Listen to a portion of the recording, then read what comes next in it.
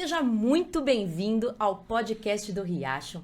Eu sou a Mariana, estou aqui para conversar hoje com uma pessoa tão querida, tão especial e tão aguardada aqui no nosso podcast, que você já vai saber quem é. Estou aqui com o nosso querido pastor Odailson Fonseca. Tudo bem, pastor? Tudo bem, Mariana. Obrigado pelo convite, tá? Legal demais estar com vocês. Nossa, nós estamos muito felizes por estar com você aqui, Olha aí, viu? muito bom. O pastor Odailson, ele é pastor e escritor e ele é o líder da Igreja Adventista do Sétimo Dia para o Estado de São Paulo na área de comunicação e liberdade religiosa. É isso aí, não é, pastor? Eu gostaria de começar a nossa conversa sabendo um pouquinho da sua história. Como foi? De onde você veio? Como que veio a história do chamado? Como a gente decide ser pastor? Uau! Como que a gente vem parar aqui, um de frente pro outro? Vê só, Mariana, é como Deus dirige a vida, né? Alguns têm um chamado de Paulo. Cai do cavalo, fica 3 dias cego e quando volta é um apóstolo. Outros têm o chamado de Pedro. Entre tantas levantadas e caídas, vai construindo a sua vida espiritual. Eu sou um filho de pastor. Casei com uma filha de pastor, então imagina, a tendência de você ser um perfeitinho é muito grande até você perceber que não é. E eu dei meus trabalhinhos, eu tive sempre meus questionamentos, eu vejo que Deus foi conduzindo nas questões pessoais a vontade de seguir o ministério do Pai, né? Quando foi o chamado, pastor? Acho que foi em todo momento, até o momento que eu falei, eu não tenho para onde ir, eu tenho que fazer teologia e me sinto chamado para ser pastor. E aí Deus começou a conduzir a vida, né? Na área jovem, na área da comunicação, na área da televisão e agora, recentemente, aqui nessa área de liberdade religiosa, Deus vai lapidando a gente com nossos defeitos, até eu olhar, às vezes uma pergunta começa a me fazer pensar, pois é, mais de 4 décadas, Deus dirigindo minha vida e que continue sempre a ser visto o que Ele quiser. Amém. Você ficou falando e eu fiquei pensando no seguinte: você, filho de pastor, casou com uma filha de pastor, sempre com aquela cobrança de ser perfeitinho, aprendeu e foi cristão de berço, assim como eu. Em que momento a gente decide e que as convicções dos nossos pais já não são mais nossas? Uau! 9 anos eu me batizei, lenço no pescoço, desbravador, aluno de escola adventista. Mas você tinha certeza já do que estava fazendo? Eu tinha certeza sim, mas eu gosto de dizer assim, na fase juvenil você toma essa decisão linda, é o teu livre-arbítrio. Nós como igreja não batizamos bebês, mas entendemos que um juvenil toma uma decisão eterna. Mas é claro que lá nos meus 19 e 20 anos, quando eu entrei, um dos momentos mais impactantes para a minha vida foi sair da educação cristã e foi quando eu passei na Faculdade Federal do Paraná para fazer publicidade. E ali a primeira aula foi um professor já dizendo, se alguém acredita aqui em Deus, você é tonto. Então ali foi um choque. E ali eu comecei a descobrir, Mariana, que a gente que vem de um berço cristão tem que sair do berço. E às vezes pode ser com 20 anos. E eu entendo que nessa fase, que foi a fase que eu comecei publicidade, e aí eu tranquei o curso para fazer teologia, porque mexeu tanto comigo esse contato com um mundo assim, onde você não nasce ali com todo mundo te amando, de repente dizendo assim, parabéns, filho de pastor. Não, que Deus é esse? Que sábado é esse? Que Bíblia é essa? Então ali mexeu comigo. Aí eu entendi que o guarda-chuva do pai fechou e agora a chuva está na testa. Eu creio ou não creio? Tomei minhas decisões ali. Então eu digo, batizei com 9, não me rebatizei com 19, mas ali eu convenci-me, com certeza na fase jovem, na fase universitária, que ali eram as minhas convicções religiosas. Foi quando me deu vontade. Então vamos fazer teologia e ver no que dá. Eu vivi uma história mais ou menos assim. Também me batizei com 8 anos e me lembro de ter pensado... Eu penso nisso porque eu acredito nisso porque é meu mesmo? Ou certo. Acredito porque alguém sempre me diz, né? A sua virada foi com 19 para 20 anos. A minha talvez um pouco mais tarde. Mas é por isso que eu acho que a gente precisa falar sobre esse assunto. Porque tem gente jovem que nos assiste. Sim. Que o pai e a mamãe criaram na igreja. Mas em algum momento precisam decidir. Essa foi a escolha do meu pai e da minha mãe. E essa é a minha. Eu creio muito nessa educação. É uma bênção quando você vê assim, um adolescente tomando uma decisão. Mas eu gosto de dizer que o jovem é aquela fase que o bumerangue vai e volta. Então, não dei trabalho a ponto de ser preso por meus pais ou me envolver com drogas. Graças a Deus, não foi esse meu ponto fraco. Mas tive vários outros. Mesmo, vários outros tão graves quanto, né? Então, não tem essa maquiagem. Isso é fake, né? Todo mundo passa as suas lutas. Então, na fase jovem, você convence. Talvez o batismo juvenil ajude na fase jovem você ter uma âncora mais funda. Mas é claro, é nesse período que você toma as decisões, né? Profissionais, espirituais e emocionais. Então imagina, quando você é jovem, com quem eu vou casar, o que eu vou ser e o que eu vou crer. Quais são as minhas As convicções? minhas convicções. Né? Por isso que é uma fase tão linda. Jovem, adolescente, não é uma fase problemática. É a fase das convicções acontecendo. Então a gente tem que dar muita atenção e por isso eu me identifico tanto. Até hoje, com 48 anos, eu me sinto com 18. Pra gente ajudar esse povo a entender. Aproveita essa fase jovem que você pode ser o que quiser, fazer o que quiser e melhor ainda, se for eterno. Sim, melhor ainda se for uma decisão eterna, né? Você mencionou que estava fazendo publicidade antes de decidir fazer teologia. É a única coisa que você faria ou você faria alguma outra coisa como curso superior ou como profissão se não fosse ser pastor ou publicitário? Que na verdade você ainda continua sendo um comunicador e pastor. Eu não consigo me ver em qualquer outra coisa. Eu também fiz a faculdade de piano, na minha área de música. Então você vê que a minha adolescência foi atirar para vários lados. Meu irmão fazendo medicina já sabia desde nascença que era médico. Eu já não. Eu ia ser músico, vou ser publicitário, vou fazer jornalismo, talvez direito, quem sabe pastor. Então eu sou aquele exemplo. O povo olha, pastor, mas olha, já nasceu sabendo. Não, gente. Tive que fazer terapia para conhecer, para descobrir. Tem algumas decisões vocacionais que você, conforme a tua personalidade, a tua vontade de tantas coisas, você se desorienta um pouquinho. Então eu digo que o meu chamado para teologia também, Mariana, fui fazer teologia não com convicção. Fui fazer teologia para tirar dúvida. Uau. Por quê? Eu falei assim, publicidade, piano, mas no coração alguma coisa de pastor. E alguns pensam que quem entra lá já está pronto. Não! Do meu curso começaram 7 filhos de pastor. Da minha turma, na minha formatura, foi só eu. Uau! 2 depois se formaram depois, mas você vê. E eu digo o seguinte, os que ficaram pelo caminho ou não? Tiraram apenas uma dúvida e foram para outros caminhos lindos. Lindos do mesmo jeito. Agora, é claro, no teológico, quando eu comecei a estudar, aí eu comecei a namorar a minha esposa, e no 3º ano, ali eu tive um encontro real com Deus, numa série de evangelismo, onde ali eu posso dizer, se teve uma queda de cavalo menor, não de Paulo, mas de Pedro, foi ali, no 3º ano, que eu falei pro meu pai, agora eu não sei fazer outra coisa. Cancela a faculdade. Depois eu voltei para terminar a publicidade, mas o piano não terminei. Falei, deixa todas as outras opções, porque agora é até a morte, pastor. Mas, de fato, a gente entende por que Deus te deu o dom da comunicação. Porque em todas aquelas áreas que você faria, de fato, elas teriam sido úteis. Mas existe um chamado para falar, para comunicar e para ser conciso no falar, que é uma das suas principais características, na minha opinião. Que legal. Você consegue transmitir a opinião, mas de uma forma bem concisa, transmitir a mensagem que eu acho que é a mensagem atual, né? E pensando nisso, eu quero falar um pouquinho agora sobre 1 Minuto para Sempre. Mas olha aí, hein? Como é que foi esse chamado de pastor, comunicador oral, virar um comunicador na escrita? Então, olha, mais uma curiosidade. Nasceu totalmente de improviso. Eu sempre gostei de escrever um pouco, mas claro, a minha participação na Novo Tempo, e agora no JA, e agora recentemente na comunicação, sempre foi realmente conversando de maneira oral, visual, participando de televisão. Escrever, eu escrevi um pouco, mas trabalhei com o pessoal do jornalismo aqui na União mesmo, na União Central, que é a sede da igreja do estado de São Paulo, e eu lembro da marca do ano, foi 2018. Nós fizemos uma viagem à Coreia do Sul, participando de eventos de comunicação, e eu comecei a escrever embaixo da foto do Instagram um texto um pouquinho mais longo, que naquela época, 2017, 2018, Instagram é foto. Coloca ali uma legenda e acabou. Uma frase, uma palavra. Eu fui o tiozão do textão, pra ser bem sincero. Não, Facebook escreve, Instagram ninguém lê. E eu coloquei um parágrafo e uma pessoa que trabalhava comigo, e hoje é professora no NASP como jornalista, falou, Dailson, por que você não começa a escrever no Instagram um pouquinho mais? Eu falei, será? Vai lá, pastor. E eu me lembro que ali eu comecei. Mariana, dali pra cá virou um hobby de madrugadas, quando eu acordo eu vou fazer meu culto, escrever, porque ali tem um número limitado de caracteres, mas te permite escrever 3, 4 parágrafos. E eu me lembro que cheguei a fazer mais de 1000 textos. Foi quando a Casa Publicadora Brasileira, no ano passado, pediu para eu fazer um material voltado o quê? Para o público, que eu vou dizer, o público de ganhar presentes. O que é isso? É um público, alguns estão confundindo, não, mas esse é um livro adventista.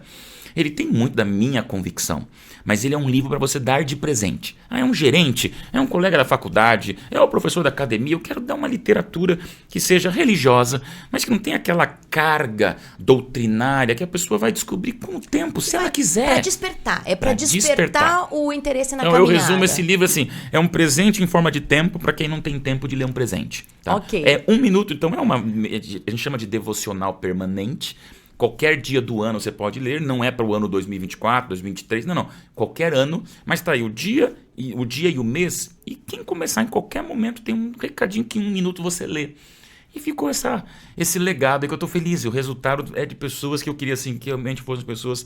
Pastor, olha, tá legal, tô lendo leve, tô lendo livre, tô lendo rápido. E mostrar um Jesus assim. Como você comentou, para mim é um Jesus objetivo, um Jesus que tenha entrada direta no nosso dia a dia. Muita factualidade, ou seja, elementos do dia a dia, acontece alguma coisa, eu escrevo. Então eu não acumulo textos.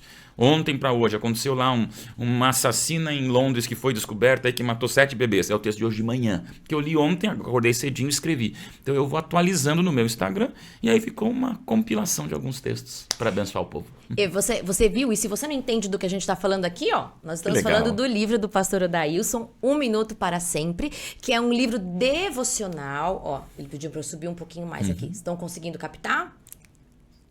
É o tal do devocional para sempre, com mensagens curtas e rápidas. Para você que não consegue ser tão conciso como o pastor que está falando aqui, você consegue presentear. E eu diria, como eu falei, é um livro para quem está despertando o interesse na caminhada cristã. Puxa, mas que legal! Mas Jesus é assim? E a pessoa deseja conhecer mais sobre Jesus e aí ela vai aprofundando. Então, você que deseja falar de Jesus para alguém, mas se atrapalha um pouquinho com as palavras, olha aí, ó. 1 Minuto para Sempre. Pastor, você falou de bastante coisa, né? Eu acordo, eu escrevo meu devocional, eu já posto no Instagram, eu tenho todas as minhas atividades pastorais, eu tenho os convites. Como é que você concilia família, filha adolescente? Como que é a sua gestão de tempo? Boa. Prioridades, né? Prioridades não deveria ser uma palavra em plural, é sempre singular, é a prioridade. Para mim, prioridade é Deus, mas depois de Deus, eu tenho muito claro uma hierarquia de importância na minha vida. Deus, família e ministério. Como assim, pastor? Teu ministério é o teu chamado? Claro que é. Mas a família já é o primeiro que meu chamado, primeiro ministério é minha família. Então, algumas decisões na vida eu já tomei, Mariana, de abrir mão de algumas opções ou até oportunidades que poderiam dizer, nossa, mas é uma promoção, é uma carreira, é uma ascensão. Hoje minha filha está com 14 anos, mas eu já estou há 10 anos na função que eu represento na comunicação, num lugar de qualidade de vida, numa igreja pequena onde ela ajuda, ela participa. Então eu viajo em muitos lugares, mas há uma âncora. E ali em casa, Mariana, para mim, é prioridade total, família. Então, gestão de tempo, muita coisa. Eu sou impaciente, gosto das coisas para ontem. Para mim, o tempo é da pressa, o povo não tem tempo. E eu sou um pouco, essa pessoa até um pouco ansiosa, tem que me controlar. Mas na gestão de tempo, você tem que colocar muito claro qual é o tempo que você quer passar a eternidade. Né? Então, é aquela coisa, pessoas que fazem parte da agenda, pessoas que fazem parte do destino. Então, você tem o tempo todo contato com gente de agenda, fazer negócios, fazer contratos, trabalhar, servir à sociedade. Mas quem você vai levar para o destino? E a gente confunde às vezes isso. A gente coloca a agenda como prioridade e o destino como secundário. Aí lá na frente tem dinheiro, mas não tem família. Tem condições, mas os filhos nunca tiveram um diálogo com o pai. Então, não sou perfeito, de longe, nem pensar. Só que eu acho que eu tenho conseguido com a minha filha, minha esposa, a gente viver a 3 ali, uma relação de amizade. Falo assim que família, antes de todos esses clichês de amor, é amizade. Rir, brincar, chorar, falar da maratona do filme, brincar e zombar, e sair para passear, acampar, e ser você mesmo em casa, para que nisso se construa uma amizade, que é isso que mantém uma família. E toda parceria, né? Isso, porque a gente não consegue sozinho. Para você voar, a tua esposa tem que ficar lá, sendo porto seguro para tua filha. Sim, e a família toda funcionando de forma ordenada, né? Então a gente realmente não vai sozinho, né? Não vai, Mariana. E é bom reforçar isso. Minha esposa também abriu mão de algumas expectativas, até pessoais, quando a gente decidiu ter a Thalissa, né? A gente se tornou pais mais velhos, já tínhamos 8 anos de casado. Então foi uma decisão racional, não foi uma decisão assim, de improviso. Não. E a gente conversou muito sobre isso, porque também, claro, que o prolongamento da vida é legal você ter o legado do filho, né, da filha. Mas a gente tomou muito claro essa decisão, porque nossos pais, tanto eu quanto ela, filhos de pastores, temos exemplo em casa de pais que na igreja, no distrito, nos 50 anos de ministério, sempre também priorizaram família. Então eu não tive um pai que dizia, vou viajar, volta daqui 2 meses. E fica na igreja, filho. O que acontece, tá? Por a questão da missão. Mas eu louvo a Deus porque meu pai, não. Filho, Então, só repasso. E nós dois repassamos isso para ela. E orando para que com 14 anos, que agora é a fase das turbulências, ela também reconheça esse carinho, Teve um essa bom intercessão. professor, né? Vamos lá. Olha, você falou sobre prioridades agora, né? E eu vi no seu vídeo que você postou essa semana sobre o vídeo Finitude. Você pergunta e questiona qual é o primeiro pensamento e o último pensamento que a gente tem que fala sobre, de fato, aquilo que é importante para nós. Então, eu quero te perguntar agora, qual é o teu primeiro pensamento e o teu último pensamento que você fez a gente pensar no vídeo Finitude? Meu primeiro pensamento é gratidão a Deus, tá? Sempre. Estou vivo. Uau, a gente às vezes não valoriza isso, mano. Estamos aqui, né? São Paulo, a rotina, a maior metrópole da América do Sul. É um mundo que se conecta num celular. Você descobre a Austrália antes de falar com o vizinho. Tá tudo aqui. Então a gente vive essa vida louca que para mim é uma oportunidade incrível de missão também. Mas a gente tem que lembrar. E eu, quando levanto, é aquela oração ao pé da cama, e é a hora que vem a inspiração para você escrever livros, textos, é a hora que eu abro minha Bíblia. Sou mais da manhã do que da noite, então minha esposa dorme um pouquinho mais, é a hora do silêncio em casa, eu estou sozinho 5 da manhã, meu relógio já desperta sem celular. Então é a hora que eu vou. E primeiro pensamento, Deus, que eu faça valer. Minha pergunta é essa, que eu faça valer, né? Que é a vida, é o coração batendo de uma hora para outra. Quantos hoje estão tendo suas vidas interrompidas sem nenhum aviso prévio, né? E o último pensamento é, minha família está comigo? Então é isso, é Deus e família. Para mim eu tenho isso muito claro. Pastor, mas de toda a influência, irmãos, você batiza, leva pessoas, todos eu amo, Mariana, claro. Mas tem que entender, né? Eu gosto de passar esse, não é um egoísmo, é valorização e prioridade, né? É começar com Deus o dia e terminar com aqueles que você quer no teu destino eterno, sabe? Que está passando comigo a minha vida. Então, Deus e daí responsabilidade. Família eu agradeço, mas para mim sempre é uma gratidão que vem com preocupação. E com senso de responsabilidade, né? Será que eu estou sendo... Hoje, qual é o maior problema do jovem, né, Mariana? Não é o erro. O problema do jovem não é quando o pai erra, quando o professor erra, quando o pastor erra. Para o jovem, o problema não é o erro humano. Para o jovem, é a incoerência humana.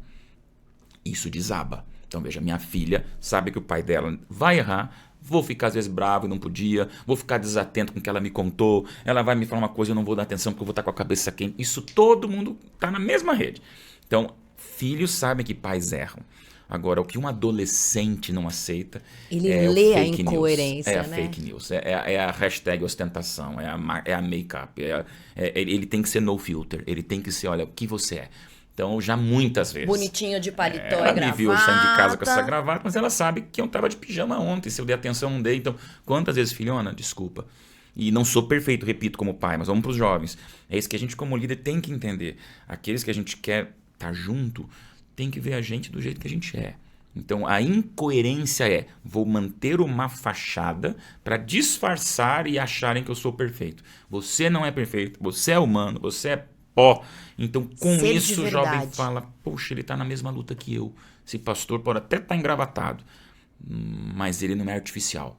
Como de isso verdade. Me preocupa, tá? Que é o que a gente não vê, porque agora você põe um filtro no Instagram, você tem 1000 maquiagens, você posta só a parte bonita da sua vida. É não posta... vida editada, né? Então ser de verdade é um grande desafio, né? E na Bíblia está muito claro, né? Conhecereis a verdade, ela vos libertará. Essa é uma das partes do meu estudo agora, estou fazendo um mestrado em comunicação e a minha dissertação é sobre fake news na pandemia. Então eu estou me aprofundando nessa área. Mariana, fake news é edênica, ela vem do Éden. Tá? O que a serpente fez? Ela não falou uma mentira, ela falou muita verdade. Ela falou muita verdade e pôs a mentira no meio. Então, hoje os tempos não é assim de bem e mal, verdade ou mentira. É bem e bem com mal. É verdade e verdade com mentira. Então, esse é o momento do desafio onde eu penso assim, Senhor, para a gente ter uma vida pura, sem filtro, só de joelhos dobrados, tá? Porque a gente disfarça. Meu Instagram é perfeito, o pastor é perfeito. Não é, gente. Então, desconfie dos perfeitos que postam, porque você também, quando posta, não é perfeito. Exato. Então, a gente tem que ser isso, autêntico, e com Deus. E com Deus a máscara cai. Eu acho que o mundo está buscando isso. E né? isso que é o que a família vê. Porque quem só te vê pelo Instagram não vê a sua máscara cair. Porque ela vê a parte da vida que você quer mostrar. Porém, a sua esposa, a sua família, os seus filhos... Eles veem você como você é. Eles veem o que você posta, mas eles veem o que você é. E quando eles olham aquela coisa bonitinha, eles falam, puxa vida, mas isso não pode ser peso, tem que ser libertação. Tá, mano? Então, me apego à Bíblia, porque quando fala que a verdade liberta, parece que hoje você disfarçar, você ganha, passa o outro para trás. Não, gente. No fundo, quem te dá autoridade é a verdade. Porque a autoridade é você ter coerência, como dizem, né? Quem ama deixa livre. Quem é verdadeiro é livre. Então, amor e verdade não tem como dissociar. E nisso, uma sociedade doente que nós vivemos hoje, de tanta artificialidade, ela busca uma igreja verdadeira, uma leitura da Bíblia consistente, Só uma a família verdade. coerente. E isso nos dá a autoridade de mostrar Jesus. Só a verdade, né? E diz pra mim, o que você diria pra esse Odailson de 48 anos, há 10 anos legal. atrás? Se você Que pudesse pergunta saber boa. o que você vive hoje, o que aconteceu, as suas mudanças, as suas escolhas, o que você diria pra esse Odailson? Gaste menos tempo com o que não é relevante. Eu digo isso porque isso a gente não consegue ensinar, só viver, né? Quando a gente é jovem, 30 anos atrás, 20 anos atrás, 10 anos atrás, às vezes a gente maximiza coisas mínimas. É um bobeira, é um ressentimento, é um atrito com o chefe, às vezes é uma pessoa que não te deu oi, é uma briguinha de casal que fica no ressentimento do coração ardendo.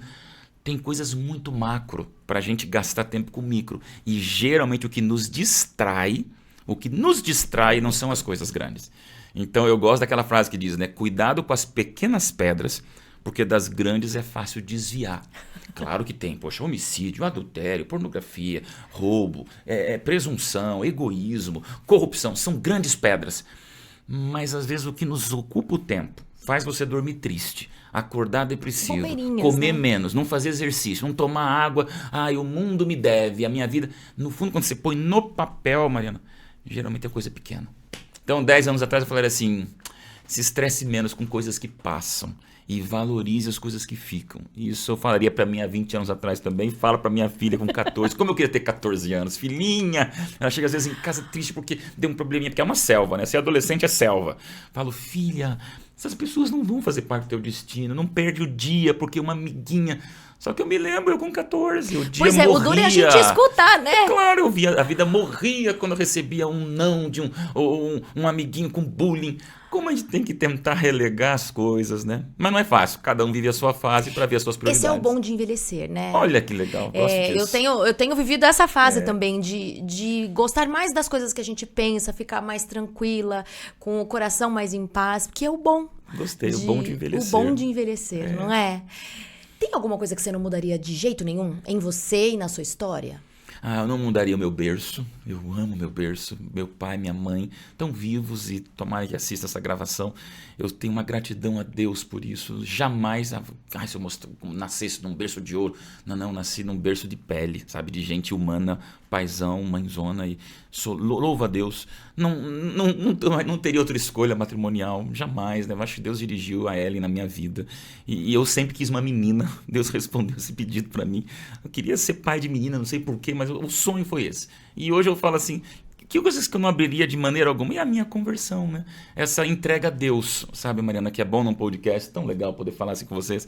Nós temos uma identidade, eu tenho uma igreja, um nome de igreja, mas acima disso, a identidade não é nome de igreja, né? A identidade é coerência bíblica com Deus. Então, quando eu vejo que a minha denominação, aonde eu sirvo... Que ultrapassa os muros, então, né? Eu pergunto assim, que na liberdade religiosa eu cuido muito hoje. Eu sou adventista do sétimo dia. Claro que sou. É minha identidade, Bíblia. Mas eu estou lidando com alguém que valoriza o Alcorão como eu valorizo a Bíblia. Ou valoriza uma outra denominação como a minha. Então, tem que respeitar muito. E que merece esse direito. Sem dúvida. E nós lutamos pelo direito de ele poder acreditar no Alcorão. Isso aproxima a gente dessas pessoas. Quando perguntam, o que você não mudaria? Não mudaria de religião. Eu tenho certeza. A minha convicção eu consigo ver aqui o quebra-cabeça profético fechando de um jeito que me dá solidez para saber os próximos anos da minha vida, né? Os próximos milênios da minha vida. Mas olha, é isso. É berço, esposa, filha e religião, coisas que eu não mudaria. O resto, gosto de mudar. Não sou apegado, não sou enraizado assim a coisas não movíveis. Para mim, podemos sempre estar experimentando nova geografia, uma nova função, um novo investimento, uma nova experiência de comunicação. Eu gosto do novo. O novo para mim me desafia, né? Mas não pode ser um novo que não me deixe ter âncoras, né? Ter fundamentos. Eu acho que esse é o processo de amadurecer, né? Coisas que você não abre mão e coisas que você está afim de descobrir o novo. Entendeu que é importante, né? Exatamente. Né? Você disse que você não mudaria a tua escolha matrimonial. Uhum. Você acredita que existe um par perfeito? Predestinação, alma gêmea. Predestinação, Perfeita alma pergunta. gêmea? Boa pergunta. Pastor, não encontrei quem eu quero. Eu descobri a Ellen e não abro mão dessa descoberta. Mas eu gosto de pensar, Mariana, que Deus não tem só um cônjuge para cada um. Deus tem opções na vida. O que você Ufa, tem, que alívio claro, para quem pode estar nos assistindo. Imagina, pastor. Então quer dizer que eu tive um relacionamento que não aconteceu, então eu perdi a pessoa, não achei a pessoa. Não, é livre-arbítrio. São caminhos, né? Então veja, quantos você vê, Moisés não foi por aqui, Jonas não foi por ali, João Batista foi... Deus vai orientando. José teve vários desvios na sua vida, gente. E Deus foi caminhando com ele. Então, na vida matrimonial, é importante dizer, Deus tem várias pessoas para várias pessoas. Porque se eu decidisse não ir fazer teologia e ficasse em Curitiba sendo pianista e publicitário, não tenho dúvida, se eu tivesse de joelho dobradinho, sempre pus oração dobrada para escolher a pessoa certa, Deus ia me colocar uma outra Ellen na vida. É isso. Entendeu? Então, claro, a referência que eu tenho das escolhas que eu fiz é a minha esposa. Mas eu tenho certeza de que Deus tem vários para vários. Se tem algo que você não pode abrir mão, é de estar fazendo a escolha orientado pelo Pai. Se a Bíblia está aberta. Agora, é claro, a Bíblia te dá o checklist. Você tem um checklist, sabe? Quem é meu crush, pastor? Quem vai dar match? Não é um celular que você passa as telas para ver match. Aí a Bíblia mostra para você claramente quem é a pessoa que tem a ver com você. Que você vai fazer um teste, como a gente fez essa semana com a minha esposa, a gente fez tem um teste de temperamentos, não de projeção de carreira. Nós somos totalmente diferentes. Não bateu um. Eu sou exatamente o oposto dela. Onde para mim dava emocional, para ela dava razão, para onde dava para mim o presente, para ela dava o futuro, para onde dava tudo. Eu falei, Ellen... E talvez por isso que fique tão perfeito, exatamente, né? Até mesmo na criação da sua filha, e eu e o meu marido, a gente pensa da mesma forma. Eu bem diferente dele, mas de repente o que falta em mim sobra nele, o que falta nele complementa, e aí a criação fica um pouco mais equilibrada, não é? Por isso que não tem que ficar assim naquele engessamento, ou naquele cárcere de eu tenho que achar alguém que seja igual a mim. Não, ache alguém que seja igual a Deus. Amém. Que queira ser igual a Deus, Amém. né? Que queira ser igual a Deus, porque daí nisso você vai ajustar os defeitos. E repito, Mariana, pensa em tretas gospel, pensa em briga pastoral. É bom o povo saber, o pastor... eu acho engraçado que o povo deve ler e fala, nossa, o pastor Dailson flutua, a Ellen tem asas de anjo. Não tem, gente. É muita discussão. Vida real. E tô com 48 anos, 23 anos de casado. Eu falo, Ellen do céu, como a gente briga como estivesse namorando ainda. Porque é a vida. Agora, o que é o brigar? É o discordar, sempre com respeito, nunca uma agressão, nunca uma violência, nunca um abuso. Aí discordar sem desrespeitar, é outra história. E Deus não quer você vivendo dentro de um ambiente criminoso. Não tem na Bíblia um texto que diga viva dentro do crime, tá? Não. Agora, os ajustes, as diferenças, as opções e opiniões discordar vão ser a vida toda. Discordar é de quem deu, premissa de quem deu o livre-arbítrio, que foi o nosso pai. Então, se nós temos o direito de escolher, um pode escolher pra cá, mas caminhamos juntos. Deus não fala, venha discorde comigo, discuta comigo, venha, vamos arguir juntos, vamos conversar, vamos admoestar juntos. Se Deus permite o vale do Jaboque, de Jacó lutando com o anjo para sair depois com coxa tocada e vida transformada, para mim o vale do Jaboque é Deus me dando essa oportunidade sempre de até lutar contra ele. Eu digo, lute com Deus, lute contra Deus. Só não lute sem Deus. Sem Deus. Porque nessa luta contra Deus, ele está dizendo, venha, bate, pode bater, eu te abraço depois, e você vai entender como eu estou moldando a tua vida. E a gente chega lá. É isso aí. Vamos nesse caminho. Estão me falando que meu tempo está acabando, mas eu tenho mais um monte de coisa para te perguntar. 2 horas, vambora, né? Eu tenho mais um monte de coisa para te perguntar. Uma coisa que eu quero falar com você é, você disse assim, eu gosto do novo, Mariana. Eu tenho 48 anos, que eu considero muito novo. Obrigado. Mas eu gosto do novo. Como é que a gente vive essa questão do conflito de gerações, sendo que a gente tem uma tendência a achar que aquilo, o que a gente aprendeu, é o certo, e às vezes a gente põe até o nome de Deus. Por exemplo, com o estilo musical. A música que eu aprendi é a música que devia ser, e vem, e não sei o quê. Então, tudo que vem depois não vem de Deus. E aí a gente bota o nome de Deus em coisas que são simplesmente a cultura, simplesmente o tempo que passou. Como é que a gente não cai no mundanismo, mas ao mesmo tempo a gente se adequa e vem Sem o novo dúvida. e, enfim, como você vê isso daí? Mariana, pra mim só os anos 80 prestaram. Só os anos 80. Eu sou de 75, então os anos 80 é a era do bem. Tô falando de maneira irônica porque a gente se apega às nossas décadas. O problema do conflito de gerações, vou usar uma redundância, não é o conflito de gerações. O problema do conflito de gerações é o conflito de preferências. Pronto. E aí a gente bota o nome de Deus na minha preferência. Pronto, não, nos anos 80, o Arautos dos anos 80, que é um grupo gospel, né, evangélico, o Arautos do Rei dos anos 80, é o Arautos do Rei legal. Hoje, esse Arautos do Rei só com jovens, não são mais pastores que eram experientes. Gente do céu, estão cantando a Bíblia, estão louvando a Deus do mesmo jeito. Então, eu tenho profundas discordâncias da minha filha, Mariana, porque eu sou da geração 80, eu quero que ela goste dos cantores que eu gostei com 14 anos.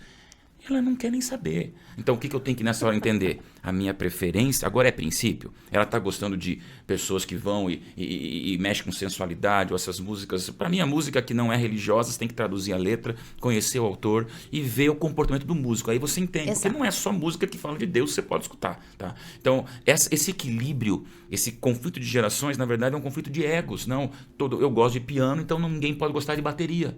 Tá? Eu gosto de um time e ninguém pode gostar do outro. Então, essa polarização do gosto, que está muito forte hoje em dia, muito mais recentemente, ela se reflete nessa briga. Pois é, tivemos uma briga terrível no passado por causa de... Só podia ser uma coisa, outra podcast, coisa. Aí me dá 3 horas de conversa, porque eu sei do quanto nós erramos. Eu falo nós, não eu. Eu fico em paz, minhas redes sociais, minha postura pública, ninguém vai poder dizer absolutamente nada do meu comportamento e por isso eu apanhei dos dois lados.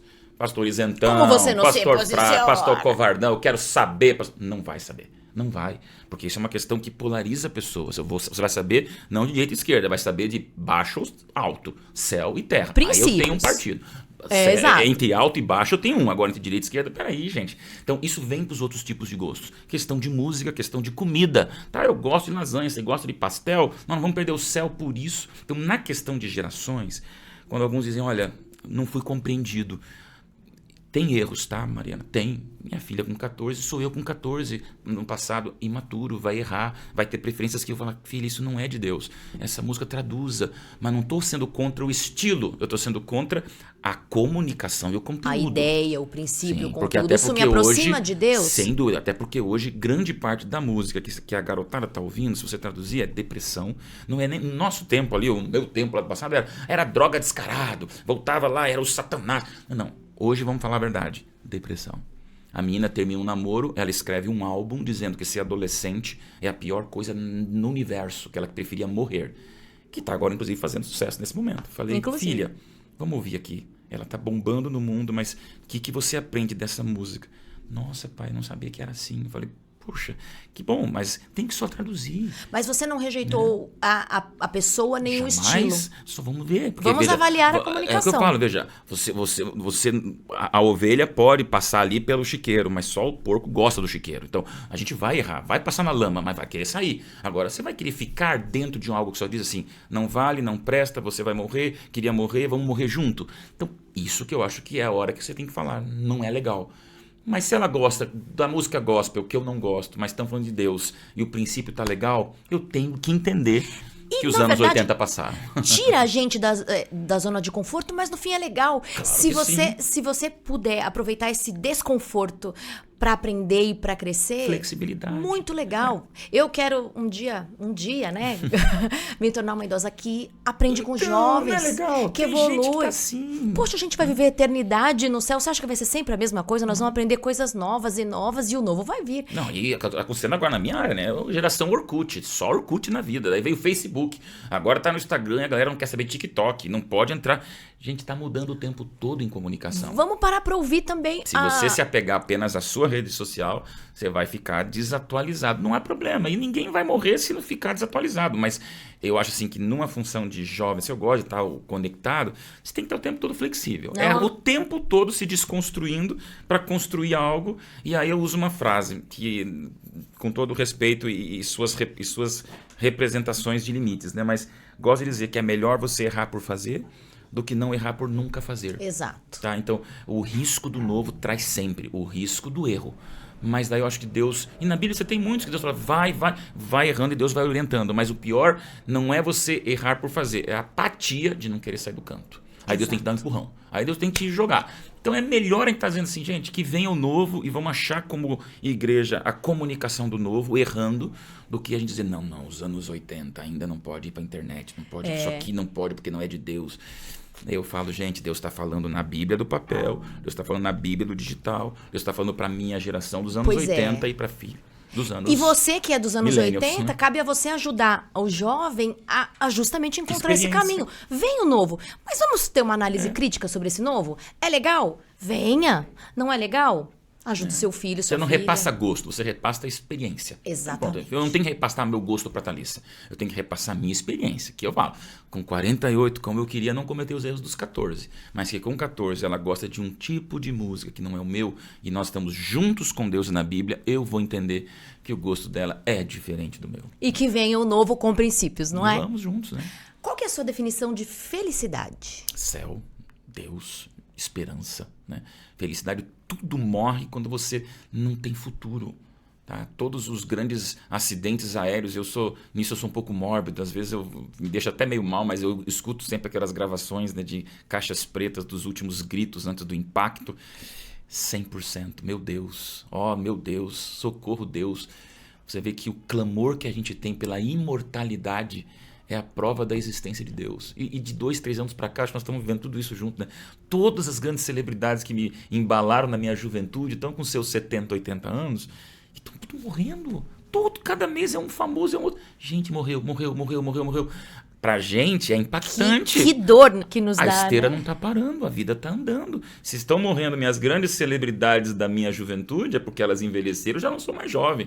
E o próximo passo sou eu para os jovens que me observaram. Então, o que acontece nisso, Mariana? Felicidade é você ter perspectiva de prolongamento de vida. Porque eu acho que quando você não tem isso, claro que felicidade é família, é você ter qualidade de vida, é você ter saúde, tudo, mas eu acho que na essência máxima da iminência da morte, felicidade é você viver mais. Porque se a gente achar que realmente tudo que existe é o que a gente vive aqui, 70, 80, 90 anos. É uma neblina. É muito pouquinho, né? É uma fumacinha que passa, como a Bíblia diz, de manhã tem a neblina, de noite tarde o sol se pôs e passou uma vida. Eu digo que você nasce maternidade e cemitério, né? Vida é você nascer numa esquina, numa maternidade, e na outra esquina já está o cemitério, funerária. Aí veio essa calçadinha, que você vai daqui para lá, e tem uma cidade de uma história que veio antes e vai vir depois, se Jesus não volta.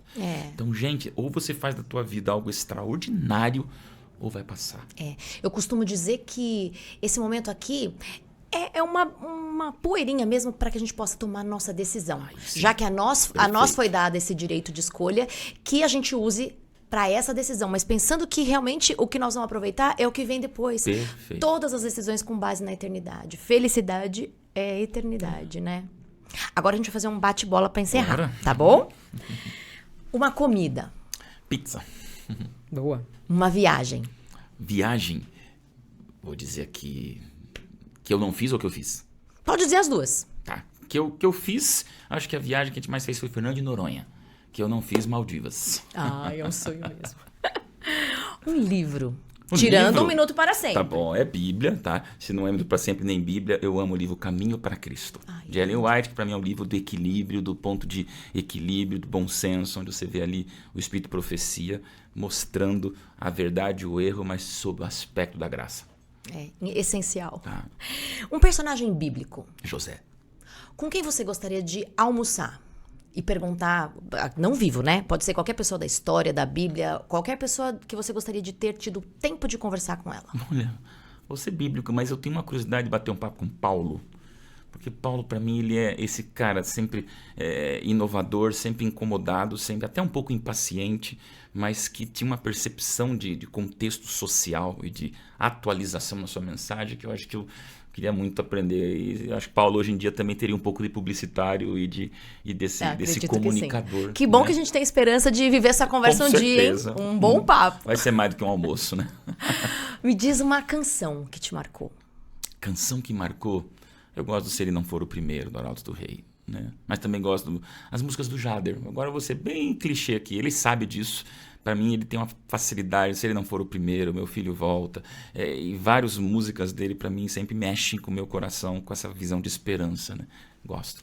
Nos tira da zona de conforto, mas nos traz uma esperança, né? Agora um verso bíblico. O verso? Eu sei que vai ter muitos, mas escolhe um. Gosto de Provérbios 16:9, que diz: o coração do homem traça o seu caminho, mas Deus lhe dirige os passos. Esse é o verso meu e da Ellen. Estava no nosso convite de casamento, mas no ministério também gosto de Josué 1:9, que diz: não tema nem te espante, ser forte e corajoso, porque teu Deus é contigo por onde quer que fores. Amém. Um conselho.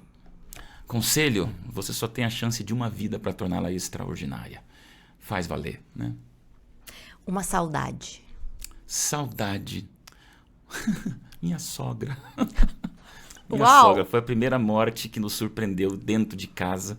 Eu tenho meus 2 pais vivos, né? Então, já faz 8 anos, num sábado como hoje, que estamos fazendo essa gravação, num sábado à tarde, um acidente automobilístico. E a Ellen viveu algo que eu ainda não estou preparado para viver. Eu dei ombro sem ter vivido aquilo. Então, acho que é uma saudade encontrar a minha sogra. Veja só, né?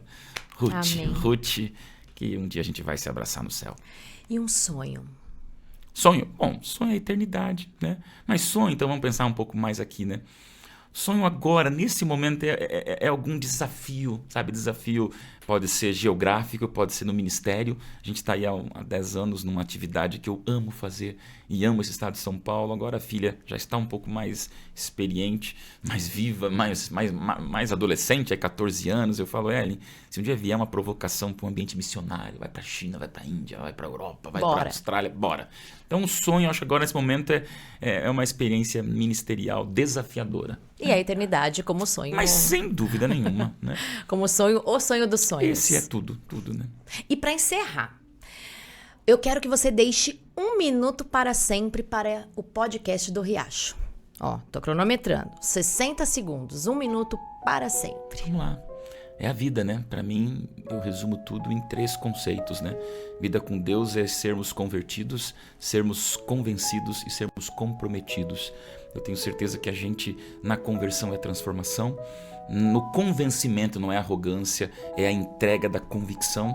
E no compromisso é a missão que nos move. Quando você tem conversão, convencimento e compromisso, você tem uma vida plena para servir a Deus. Isso te faz ter o coração pulsando cada dia, cada manhã, cada segundo.